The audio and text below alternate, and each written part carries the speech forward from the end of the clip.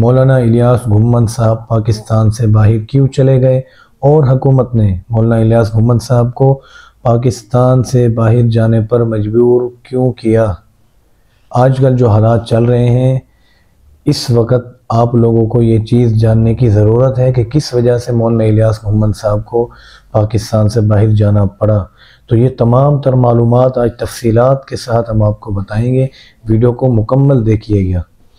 अस्सलामु अलैकुम वरहमतुल्लाहि वबरकातुहू। नाज़रीन, मैं हूँ मोहम्मद मुआविया। आप देख रहे हैं मेरा YouTube channel Mohammad Muaviya official. बड़ों को सलाम, छोटों को प्यार। तो नाज़रीन, आज की मालूमात हमने देनी है मौलाना इलियास घुम्मन साहब के हवाले से आपको कि किस वजह से मौलाना इलियास घुम्मन साहब बाहर चले गए। सबसे पहले हम थोड़ी सी बात करते हैं इस वक्त की। इस वक्त जो हालात वाक़यात चल रहे हैं उलमा इकराम के, आप इसके अंदर आप बखूबी उनसे वाकिफ़ हैं कि उलमा को आप इसके अंदर लड़वाने की साजिश की जा रही है। मदारिस रजिस्ट्रेशन बिल को आड़े में लेकर उलमा इकराम को लड़वाने की कोशिश की जा रही है। विफाक को, उलमा इकराम को एक दूसरे के आमने सामने करने की कोशिश की जा रही है कि किसी तरीके से इनकी आपस के अंदर लड़ाई हो, आपस के अंदर इख्तलाफात हो, हमारी साजिश कामयाब हो ताकि इन लोगों की ताकत को कमज़ोर किया जा सके। हुकूमत ये बात बखूबी जानती है कि उलमा इकराम के पास कितनी ताकत है। ख़ास तौर पर मौलाना फजलुर रहमान साहब के हवाले से हुकूमत को बहुत ही ज़्यादा डर और खौफ है उनसे कि इनके पास जितनी अवामी क़ुव्वत है, हमें इससे बहुत बड़ा नुकसान हो सकता है। क्योंकि जब भी हम कुछ गलत करते हैं तो मौलाना साहब मैदान में निकल आते हैं और हम इनको रोक नहीं सकते। यही माजी में बात दोहराई गई। माजी में जो हालात पेश आए कि मौलाना इलियास घुम्मन साहब जो उस वक़्त बहुत ही बड़े फितने के ख़िलाफ़ काम कर रहे थे और शिर्क व बिदअत के हवाले से भी वो बहुत ज़्यादा काम कर रहे थे उसको ख़त्म करने के लिए। तो उस वक़्त मौलाना इलियास घुम्मन साहब का एक बहुत बड़ा नाम था, इस वक्त भी है। लेकिन पाकिस्तान के अंदर वो रह रहे थे और काम कर रहे थे और काम भी अच्छे तरीके से कर रहे थे। उस वक़्त हुकूमत ने मौलाना इलियास घुम्मन साहब को ऑफ़र की कि हम आपको गाड़ियाँ देंगे, बंगले देंगे, आपको घर देंगे, आपको सिक्योरिटी देंगे, आपको बड़ा ही प्रोटोकॉल देंगे। जितने भी पाकिस्तान के अंदर उलमा इकराम बड़े बड़े हैं इस वक्त मौजूद, इन सब से ज़्यादा प्रोटोकॉल आपका होगा, बड़ी बड़ी गाड़ियाँ आपके पास होंगी। आप सऊदी अरब जाना चाहेंगे, आपके लिए एक मखसूस तैयारा होगा, वो सिर्फ़ आपके लिए हम मखसूस कर देंगे। आप उस तैयारे पर आएंगे, जाएंगे, जहां आपका दिल चाहेगा आप उस तैयारे पर सफ़र कर सकते हैं।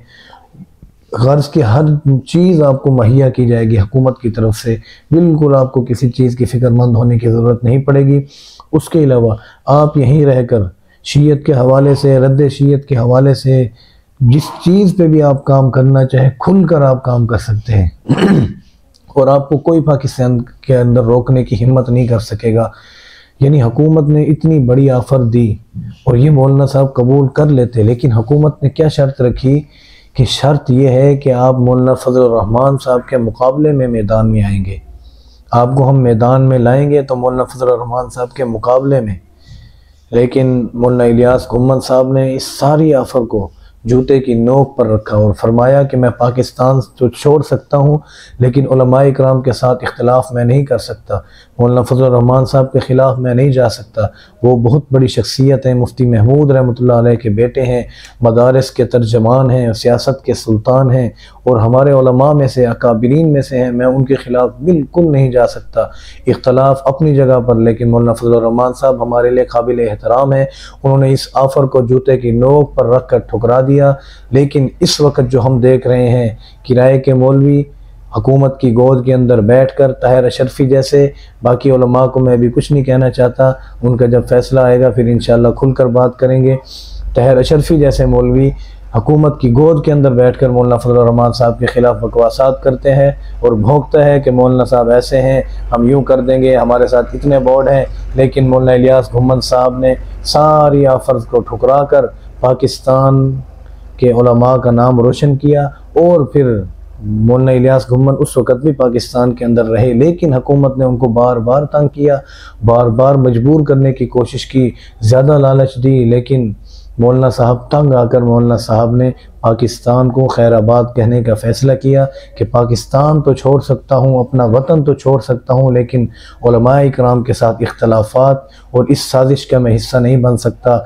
ऐसे ना हो कि जब मेरा आखिरी वक़्त हो, मैं दुनिया से जाने लगूँ तो लोग मुझे गद्दार के नाम से जाने या उलमाए इकराम का गुस्ताख जाने या किसी साजिश का हिस्सा जाने, बल्कि मैं ये चाहता हूँ कि जब मैं आखिरी वक़्त हो और मैं कब्र के अंदर उतर रहा हूँ तो लोग मुझे अच्छे अल्फाजों से जानने की कोशिश करें और लोग मुझे पहचानें कि मैं कैसा था, मेरा किरदार कैसा था, अपना किरदार अच्छा करके मैं जाऊँ ताकि पीछे लोग मेरी तारीफ़ें करें। तो मौलाना साहब ने उस वक़्त पाकिस्तान को खैराबाद कहने का फ़ैसला किया। आखिरकार मौलाना साहब ने पाकिस्तान को छोड़ दिया और इस वक़्त मौलाना साहब इस्तांबुल, तुर्की इस्तांबुल के अंदर रिहाइश पजीर हैं और वहाँ पर वो अपना काम कर रहे हैं। चाहे काम थोड़ा सुस्त हो रहा है क्योंकि पाकिस्तान के अंदर रहकर उलमा के साथ, पाकिस्तान के उलमा के साथ काम करना बड़ी बात थी, लेकिन वहाँ भी वो अपने काम को जारी रखे हुए हैं। और यहाँ पाकिस्तान के अंदर उनके शागिर्द रशीद मुफ्ती अब्दुल वाहिद कुरैशी साहब मौजूद हैं, वो भी माशाल्लाह बहुत अच्छे तरीके से काम कर रहे हैं। बहरहाल ये आज की मालूमात थी कि मौलाना इलियास घुम्मन साहब ने अपने आप को नहीं बेचा। आज के जो उलमा हैं उन्होंने ख़ुद को, यानी इलियास घुम्मन साहब को तो हुकूमत ने ऑफ़र दी, लेकिन इन उलमा ने हुकूमत को ऑफ़र की कि हमें ख़रीद सकते हैं आप, हम आपके लिए मौजू रहेंगे। लेकिन मौलाना फजल रहमान साहब के ख़िलाफ़ अगर कोई आलिम आपने लाना है, कोई मौलवी लाना है, तो ये छोटे छोटे मौलवी नहीं चलेंगे, किराए के मौलवी नहीं चलेंगे, कोई बड़ा ढूंढो। इलियास घुम्मन जैसा जवान चेक करो अगर वो आपके हाथों में आए। ये तो बिकाऊ माल है, आज आपने ख़रीद लिया कल कोई और ख़रीद लेगा। तो ये मौलाना इलियास घुम्मन साहब की कुर्बानी है कि उन्होंने पाकिस्तान तो छोड़ दिया लेकिन उलमाए इकराम की मुखालफत न की। तो नाज़रीन ये मालूमात थी, उम्मीद है आपको ये वीडियो अच्छी लगी होगी। वीडियो अच्छी लगी है तो वीडियो को लाइक करें और आगे भी शेयर करें। इंशाअल्लाह मिलते हैं अगली वीडियो में, तब तक के लिए मुझे दीजिए इजाज़त। अस्सलामु अलैकुम वरहमतुल्लाहि वबरकातुहू। और अगर आप मेरी ये वीडियो टिकटॉक पर देख रहे हैं तो ज़रूर मोहम्मद मुआविया ऑफिशियल मेरे यूट्यूब चैनल को सब्सक्राइब करें। इस तरह की तमाम तर मालूमात आपको मेरे उस चैनल पर मिलती रहेंगी।